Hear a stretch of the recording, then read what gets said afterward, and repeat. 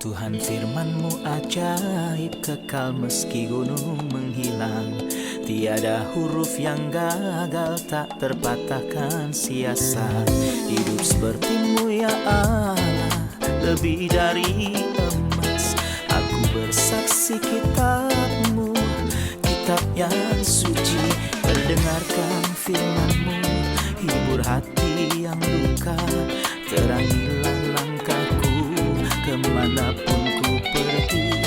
Biarkanlah firman-Mu berkuasa atasku. Ubahkanku, bebaskanku, ku mau menyenangkan-Mu. Salam jumpa pemirsa terkasih, saya menyambut Anda sekalian dimanapun Anda berada. Dalam episode terbaru, program studi harian kita semua, Kitab Suci. Dalam pembelajaran kita di Kitab-Kitab Perjanjian Lama, kita telah mencapai Kitab Yesaya, Kitab Nubuatan yang pertama, dan khususnya pasal 5 dimulai dari ayat 8 sampai dengan akhir pasalnya. Saya mendorong Anda untuk bergabung dengan saya dalam pelajaran ini, terutama karena kita berada dalam kitab-kitab nubuatan. Keseluruhan Alkitab disebut kitab nubuatan atau firman nubuatan yang dibicarakan oleh Rasul Petrus dengan mengatakan, demikianlah kita mempunyai firman nubuatan. Sudah dikonfirmasi yang sebaiknya kamu perhatikan. Jadi memperhatikan firman nubuatan bisa membuat terang bersinar di hati Anda dan itu akan menanamkan terang di dalam hati Anda. Anda akan mengetahui bagaimana kejadiannya, masa depan bumi, apa yang akan terjadi di dalam bumi. Anda akan mengetahui bagaimana keadaannya karena kita mempunyai firman nubuatan. Saya mendorong Anda di awal episode ini untuk mempersiapkan Alkitab Anda dan ikut belajar bersama kami. Untuk memulai, izinkan saya untuk menyambut tamu kehormatan di studio, seorang hamba Tuhan, Saudara Yosef Riyad. Selamat datang, Saudara Yosef. Terima kasih, Saudara Riyad. Kami juga menyambut para hadirin di studio. Selamat datang. Pemirsa terkasih, kita akan rehat sejenak dan kembali untuk memulai pelajaran. Tetap bersama kami.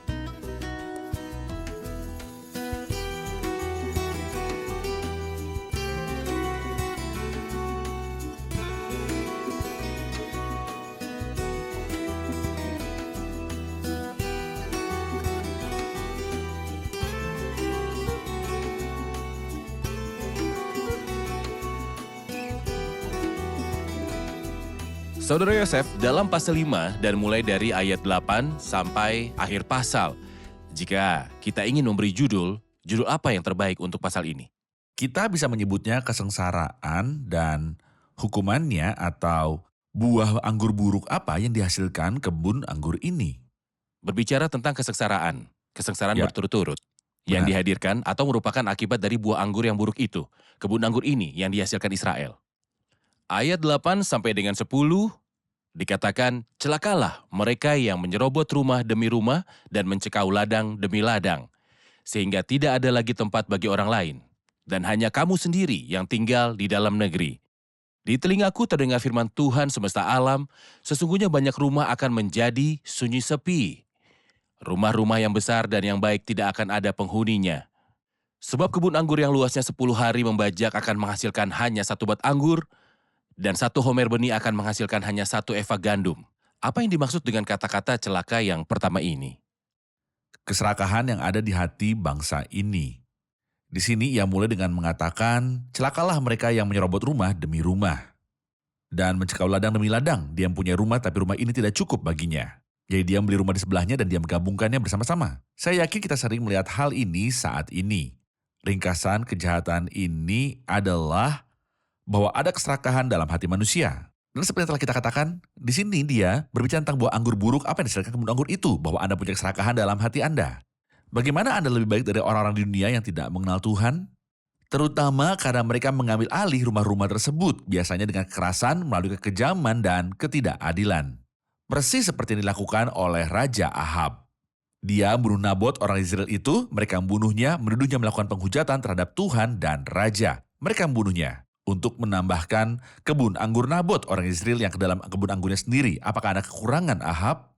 Sayangnya itulah manusia, keserakahan di dalam hatinya mengendalikan dirinya. Dan ini adalah salah satu jenis buah anggur buruk yang dihasilkan oleh kebun anggur tersebut. Jadi celaka yang pertama adalah keserakahan. Salah satu akibat dari anggur ini adalah keserakahan di hati bangsa ini. Ya.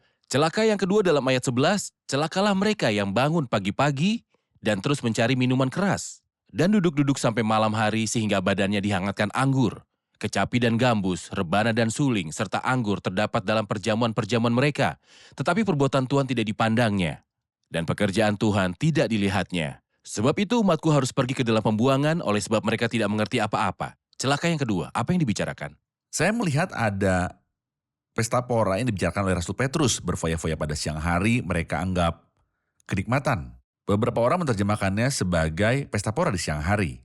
Orang-orang biasanya menunggu malam untuk pesta pora atau berpesta dan hal-hal ini. Namun ada orang yang menganggap malam tidak cukup, maka mereka melakukannya siang dan malam. Mereka berada dalam posisi menikmati hidup sepanjang waktu. Itulah sebabnya dia berkata, tetapi perbuatan Tuhan tidak dipandangnya dan pekerjaan Tuhan tidak dilihatnya. Ini mian saya pada apa yang kita baca dalam kitab Ayub, di mana kita membaca dan bersukaria menurut lagu seruling. Mereka menghabiskan hari-hari mereka dalam kayaan, namun kata mereka kepada Tuhan, menjauhlah dari kami. Sebab kami tidak menginginkan pengetahuan tentang jalan-jalan-Mu, maka mereka senang dengan rebana, kecapi, dawai, dan seruling. Astaga, jadi siapa yang punya waktu dalam suasana seperti itu untuk menanyakan apa yang Tuhan inginkan dari mereka? Tentu saja lingkungan ini membawa manusia sejauh mungkin dari Tuhannya. Di sini kita temukan kehanyutan dalam kenikmatan dan kesenangan duniawi. Mereka menyebut apa yang disebutkan di sini sebagai hiburan. Banyak Ya. orang pergi ke tempat hiburan, maksud Benar. saya bukan taman hiburan seperti keluarga untuk bersenang-senang, tetapi sebenarnya alkohol dan minuman keras dan harpa dan senar dan rebana dan seruling, instrumen musik dan begadang, teater dan juga bioskop. Semua ini disebut hiburan dan membuat Benar. orang sibuk. Benar. Dan seperti dikatakan, tetapi perbuatan Tuhan tidak dipandangnya. Mohon Ya. komentar Anda tentang waktu saat ini, apa pekerjaan Tuhan yang berhasil mengalihkan perhatian manusia sehingga manusia tidak fokus kepadanya. Jadi, karya Kristus di kayu salib atas dasar itulah keselamatan besar ditawarkan. Setan tidak selalu memberitahu Anda bahwa ini salah. Terkadang dia mengalihkan perhatian Anda melalui kesenangan dan kegembiraan dan hari demi hari berlalu. Sampai Anda menemukan diri Anda menghadapi keabadian Anda dan Anda tidak memperhatikan untuk berdamai dengan Tuhan. Dan ini berbahaya, setan melalui apa yang halal dan apa yang tidak membuat manusia tidak memikirkan kekekalan dan masa depannya. Menurut Anda, mengapa Saudara Yosef, orang-orang suka menikmati berbagai jenis kesenangan ini?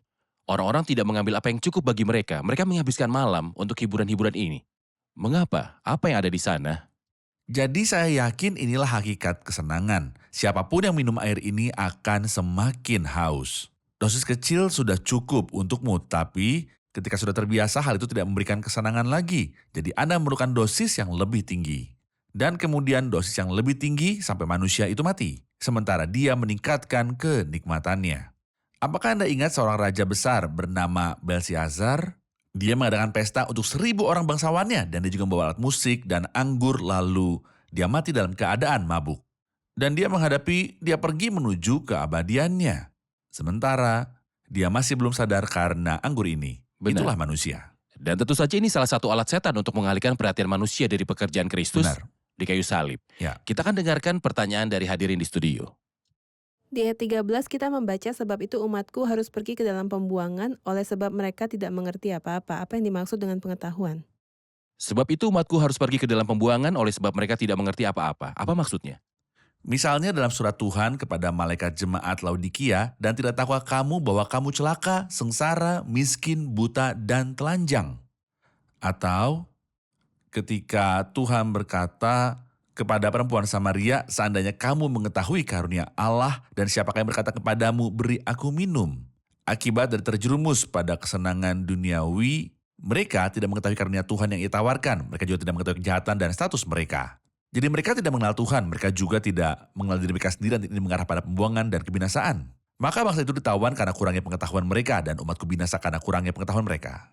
Dalam hal ini ada penghakiman dalam ayat 14, sebab itu dunia orang mati akan membuka kerongkongannya lapang-lapang dan akan mengangkat mulutnya lebar-lebar dengan tiada terhingga. Sehingga lenyap ke dalamnya segala kesemarakan dan keramaian Yerusalem, segala kegaduhan orang-orang yang bersukaria di kota itu. Maka manusia akan ditundukkan dan orang akan direndahkan. Ya, orang-orang sombong akan direndahkan, tetapi Tuhan semesta alam akan ternyata maha tinggi dalam keadilannya. Dan Allah yang Maha Kudus akan menyatakan kekudusannya dalam kebenarannya, maka domba-domba akan makan rumput di situ seperti di padangnya sendiri. Dan kambing-kambing akan mencari makan dalam reruntuhan gedung-gedung orang kaya. Tentang masa yang manakah celaka ini dan kata-kata ini? Saya percaya bahwa kata-kata ini telah digenapi di masa lalu. Dan Tuhan sangat sabar terhadap mereka, namun kemudian orang Asyur mendatangi mereka terlebih dahulu, yaitu 10 suku. Kemudian Nebukadnezar datang dan menangkap kedua suku tersebut. Tuhan itu sabar, tetapi yang pasti orang-orang yang menjauh dari Tuhan, kita melihatnya di sini sebab itu dunia orang mati akan membuka kerongkongan yang lapang-lapang dan akan mengangkat mulutnya lebar-lebar dengan tidak terhingga, atau dalam bahasa Di Asaf, tempat yang licin. ia berkata sesungguhnya di tempat-tempat licin kau taruh mereka, kau jatuhkan mereka sehingga hancur. Betapa binasa mereka dalam sekejap mata, lenyap, habis oleh karena kedahsyatan. Jadi dia tidak memperhatikan pekerjaan Tuhan. Jadi dia pergi menuju kekekalan tanpa persiapan untuk itu. Di sini dia berbicara tentang Allah dalam kebenarannya, dan Allah yang kudus akan dikuduskan dalam kebenaran. Apa yang ingin dibicarakan mengenai karakter Allah dalam penghakiman? Karena Tuhan itu Maha Kudus, dia menghakimi. Orang mengira Tuhan itu kasih. Ya, Tuhan itu kasih tentunya. Namun mereka lupa bahwa Allah juga kudus, dan dalam kasihnya ia kudus, dan dalam penghakimannya ia kudus. Oleh karena itu, barang siapa bertobat, ia akan diselamatkan melalui kekudusan Tuhan. Dan siapapun yang menolak pertobatan akan binasa karena kekudusan Tuhan juga. Baik, kita akan menonton laporan dan kembali untuk melanjutkan pembicaraan kita. Banyak orang saat ini beribadah di kuil keserakahan. Keserakahan berarti penampilan yang rendah dan juga kotor. Keserakahan menjadi salah satu alasan yang membuat Tuhan mengutuk manusia zaman dahulu. Daripada mengikuti petunjuk Tuhan, mereka mulai mengambil keuntungan dari tanah dan ladang. Kita melakukan hal yang sama hari-hari ini. Kita hidup di dunia yang energinya terkuras habis. Tapi manusia masih mencari dengan panik untuk semua jenis energi yang dapat dia gunakan. Mengapa? Karena manusia pada dasarnya serakah. Keserakahan ini menguras kekayaan yang bumi miliki dari Allah. Saudara Yosef mohon berikan gambaran tentang celaka ketiga yang dimulai dari ayat 18, kepada siapa ditujukan dan mengapa, untuk apa? Pertama-tama Anda memperhatikan keragaman kejahatan. Dan ini mengingatkan kita pada Yesaya 53 ayat 6. Masing-masing kita mengambil jalannya sendiri. Maka memang ada yang serakah. Dan satu lagi yang ingin menikmati kesenangan. Tapi ada orang yang fasik. Saya melihat celaka yang ketiga yang ada di ayat 18 adalah kefasikan dan hujat. Celakalah mereka yang memancing kesalahan dengan tali kedustaan dan dosa seperti dengan tali gerobak. Yang berkata, baiklah Allah, lekas-lekas dan cepat-cepat. Melakukan tindakannya supaya kita lihat mereka menentang Allah.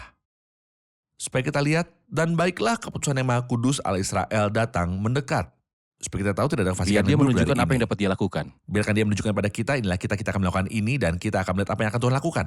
Nada ini meningkat pesat. Itu merupakan tantangan langsung kepada Tuhan. Tantangan. Namun pembicaraan selanjutnya di ayat 20 mengatakan, celakalah mereka yang menyebutkan kejahatan itu baik dan kebaikan itu jahat, yang mengubah kegelapan menjadi terang. Dan terang menjadi kegelapan, yang mengubah pahit menjadi manis dan manis menjadi pahit. Apa ada orang yang mampu melakukan ini, Saudara Yosef? Bahwa mereka mengatakan kejahatan itu baik dan dari kebaikan itu jahat sampai sekarang. Apakah kita masih melihatnya sampai sekarang? Oh, berapa banyak mereka? Banyak, misalnya perzinahan, apa sebutannya dan apapun namanya. Perzinahan tetaplah perzinahan, berbohong. Ketika Anda mengatakan ini adalah tindakan diplomatis dan bijaksana, itu tetap bohong. Membunuh, apapun sebutannya, tetap saja membunuh. Jika Anda membuat hati nurani alami Anda menjadi busuk, hati nurani yang Tuhan berikan sebagai anugerah kepada manusia untuk mengetahui yang baik dari yang jahat. Dan penilaian aneh muncul yang mengatakan bahwa kejahatan itu baik dan kebaikan itu jahat. Dan menyebut terang kegelapan dan kegelapan mereka sebut terang. Jadi, tidak ada kebutaan sudah sampai sejauh ini. Bahwa terang telah menjadi kegelapan dan kegelapan telah menjadi terang. Sayangnya, tipe ini banyak tersedia di hari-hari kita. Saya harap tidak ada satupun pemirsa kita yang memiliki tipe seperti ini. Mari kita sebut hal-hal dengan nama yang tepat. Ketidakmurnian adalah ketidakmurnian. Keganasan adalah keganasan, yang benar tetap benar dan yang salah tetap salah. Jangan biarkan siapapun merusak hati nuranimu yang telah Tuhan tempatkan di dalam dirimu. intuisi yang dipahami orang-orang. Benar, di salib Kristus mereka berkata tentang Kristus, kami mendapati orang ini memutarbalikan bangsa. Memutarbalikan. Oh wow. Mereka berkata tentang Barabas, si pencuri dan pembunuh, kami ingin dia dibebaskan.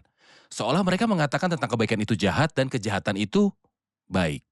Celaka berikutnya ada di ayat 21. Celakalah mereka yang memandang dirinya bijaksana, yang menganggap dirinya pintar. Apa yang kita lihat di sini, Saudara Yosef? Hikmat? Apakah hikmat menurut definisi Saya melihat Alkitabiah? di dalamnya kesombongan yang tidak berarti. Celakalah mereka yang memandang dirinya bijaksana, yang menganggap dirinya pintar, yang artinya mereka sama sekali tidak bijaksana. Namun ini mengingatkan saya pada apa yang kita baca dalam Amsal pasal 30 dan ayat 12. Ada keturunan yang menganggap dirinya tahir, tetapi belum dibasuh dari kotorannya sendiri. Ada keturunan yang berpenangan angkuh yang terangkat kelopak matanya. Tidak ada seorang pun yang cukup baik untuk mereka, hanya mereka yang mengerti dan semua orang tidak.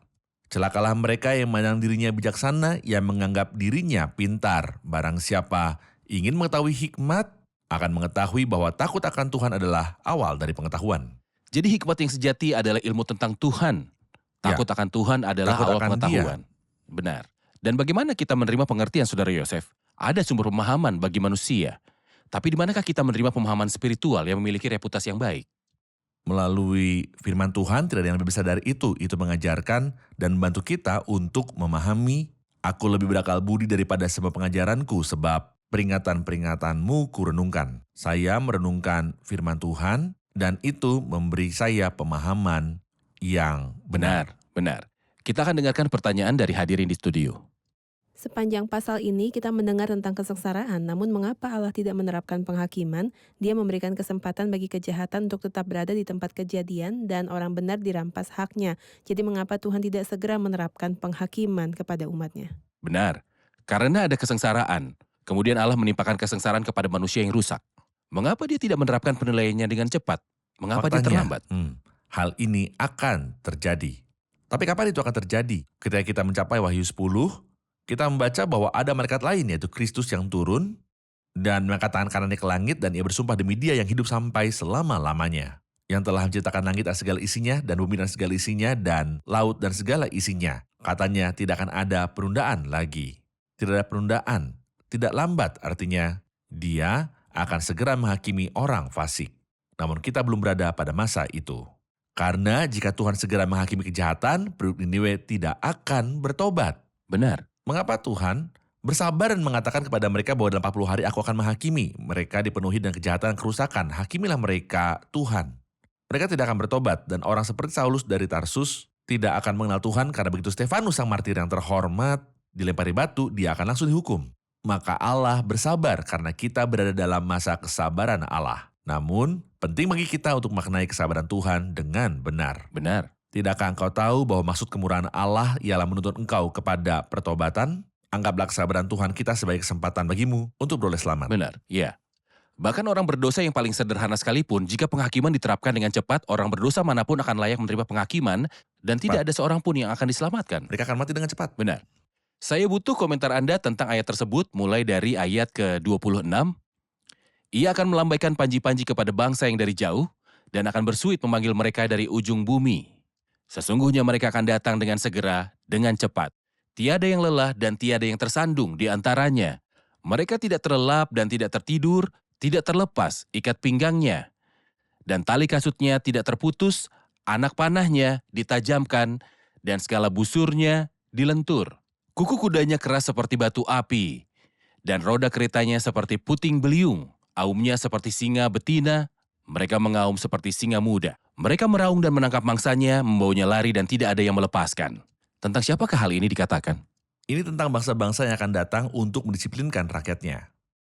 Umat Tuhan, orang-orang Yahudi pada waktu itu, mereka telah berdosa dan Tuhan sangat sabar terhadap mereka. Namun pada akhirnya, ada penghakiman yang akan menimpa bangsa ini. Ini menurut saya pada apa yang kita baca di Habakuk pasal 1. Lihatlah di antara bangsa-bangsa dan perhatikanlah, jadilah heran dan tercengang-cengang. Sebab aku melakukan suatu pekerjaan dalam zamanmu yang tidak akan kamu percayai jika diceritakan. Sebab sesungguhnya akulah yang membangkitkan orang Kasdim, bangsa yang garang dan takas itu yang melintasi lintas bujur bumi untuk menduduki tempat kediaman yang bukan kepunyaan mereka. Keadilannya dan keluhurannya berasal daripadanya sendiri dan lainnya. Maka Allah membangkitkan bangsa Kasdim, bangsa yang getir dan tergesa-gesa untuk mendisiplinkan bangsanya. Di sini hal yang sama akan terjadi. Seolah-olah Tuhan itu sabar, tapi ngeri benar kalau jatuh ke dalam tangan Allah yang hidup. Benar. Tentu saja ini terjadi di Di masa tangan lalu. orang Kasdim dan di Benar. tangan musuh. Dan Raja itu akan Utara. digenapi di masa depan. Tentang Ketika Yerusalem akan diinjak-injak oleh bangsa-bangsa Benar. lain. Benar. Saya ingin kembali ke beberapa ayat sebelumnya, ke ayat 24. Sebab itu seperti lidah api memakan jerami dan seperti rumput kering habis lenyap dalam nyala api, demikian akar-akar mereka akan menjadi busuk dan kuntumnya akan berterbangan seperti abu, oleh karena mereka telah menolak pengajaran Tuhan semesta alam dan menista firman yang maha kudus Allah Israel. Dasar pemikiran dan penghakiman dan putusan, mereka menolak hukum dan meremehkan firman Tuhan. Secara umum, dengan bangsa ini secara khusus dan secara umum dengan manusia manapun, ketika mereka meremehkan Tuhan dan firman, apa akibatnya? faktanya, merugikan manusia jika meremehkan firman Tuhan, karena firman Tuhan, hukum Tuhan memberikan kehidupan yang kekal. 10 perintah. Jangan lakukan itu, tapi masyarakat akan runtuh. Ketika tidak ada rasa hormat kepada orang tua, apabila terjadi pencurian, pembunuhan, dan perzinahan. Seperti apa masyarakat ini, hutan akan lebih baik. Jadi ketika Anda menerapkan hukum Tuhan, Anda memberi kebenaran, meninggikan suatu bangsa. Tetapi bila Anda meremehkan perkataan yang maha kudus Israel, Anda membawa masalah pada diri Anda sendiri pada saat yang sama. Dan kemudian Anda akan mendatangkan murka Tuhan kepada diri Anda sendiri karena dialah hakimnya. Dan ini bukan pertama kalinya kita membaca bahwa mereka menghina firman yang maha kudus Israel. Dalam pasal 1 mereka telah memancing kemarahan yang maha kudus Israel. Bagaimana mereka meremehkan dia? Mereka meremehkan kudusannya. Bagaimana kita mengetahui hal ini? Dari kitabnya. Alkitab memberitahu kita bahwa Allah itu kudus. Matamu lebih murni daripada melihat kejahatan. Tidak, kita akan melakukan kejahatan di matanya. Tidak, Anda tidak akan lolos dalam hukuman jika Anda melakukan kejahatan di hadapannya karena dia adalah kudus. Tuhan memberkati Anda, kita telah sampai di akhir episode. Kita akan evaluasi bersama hadirin.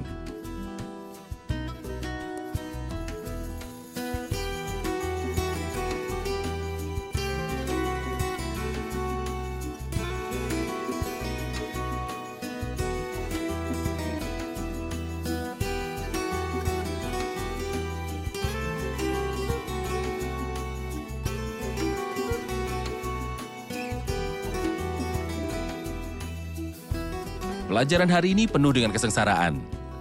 Jadi saya punya 3 pertanyaan tentang 3 kesengsaraan. Saya ingin tahu, apa arti celaka pertama? Definisinya dan untuk siapa? Celakalah yang pertama adalah tentang keserakahan. Manusia tidak puas dengan apa yang dimilikinya. Dia punya satu rumah, dia ingin membeli yang lain. Dia punya mobil, dia ingin mobil yang kedua. Ini adalah celaka pertama, yaitu keserakahan. Ketamakan. Ya, Keserakahan. dan kita dengar dari saudara Yosef contoh dari Ahab. Ahab punya Ahab. banyak tanah tetapi dia menginginkan kebun anggur Nabot, orang Israel itu. Saudara Yosef, Benar. celaka yang kedua di ayat 11, kepada siapakah ditujukan? Kepada orang-orang yang terlena dalam hiburan-hiburan duniawi siang dan malam sehingga tidak dapat membedakan suara Tuhan kepadanya atau karunia Tuhan kepadanya. Apa masalahnya pada seseorang yang ingin keluar, bersenang-senang, begadang, makan? Apa masalahnya? Masalahnya adalah hiburan itu tidak pernah berakhir. Semakin saya menemukan kesenangan, semakin banyak yang saya inginkan dan ingin menjauhkan saya dari apa yang Tuhan inginkan dalam hidup saya. Benar, ini mengalihkan perhatian mereka dari melihat pekerjaan Tuhan dan tindakan Tuhan. Kepada siapa celaka ketiga ditujukan? Celaka yang ketiga ditujukan kepada orang fasik yang berkata, di manakah Tuhan orang Israel? Mengapa kita harus menyembahnya? Mengapa kita harus mengikutinya? Dan mereka ingin katakan apa tujuan Tuhan Israel dari pekerjaan itu. Kita ingin lihat apa yang akan dia lakukan. Kita lihat apa yang dia mampu. Mereka menantang langsung Tuhan. Saudara Yosef, apakah jawabannya benar? Jawabannya tepat? Saya setuju. Baik, terima Benar. kasih. Tuhan memberkati. Kita lanjutkan diskusi di episode selanjutnya. Ketika Yesaya berkata, celakalah aku sebab aku sudah binasa. Terima kasih Saudara Semoga Yosef. Tuhan berkati Anda. Pemirsa terkasih, kita telah mengetahui bahwa celaka yang kedua adalah bagi mereka yang menuruti kesenangan hati mereka. Dan nyatanya banyak orang yang tidak sadar karena kesenangannya. Dan mereka tidak dapat bangun karena kenikmatannya. Dan mereka akan mengetahui sudah terlambat karena mereka hidup dalam kebohongan besar. Namun hari ini Roh Kudus dalam episode ini mengetuk hati Anda dan membangunkan Anda. Dia memberitahu Anda kegembiraan sejati, kesenangan abadi sejati, makanan yang bertahan lama adalah dalam menerima Kristus. Sampai jumpa di episode selanjutnya, kiranya Tuhan besertamu.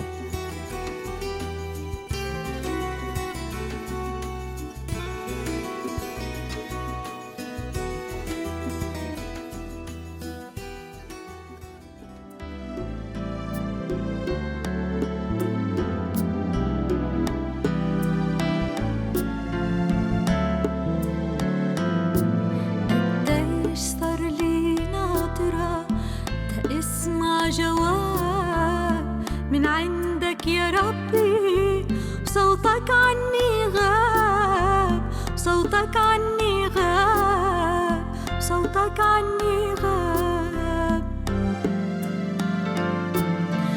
قديش صار لي ناطرة تسمع جواب من عندك يا ربي صوتك عني غاب صوتك عني غاب صوتك عني غاب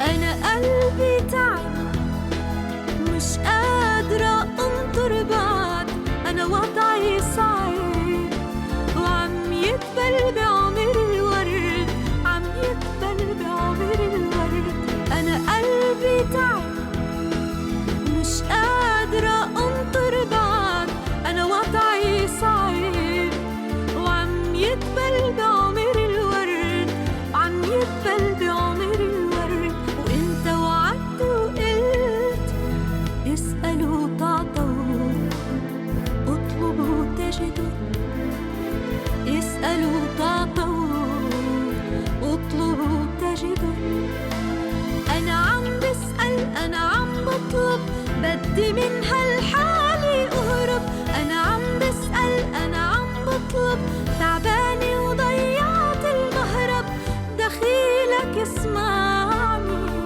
أنا قلبي تعب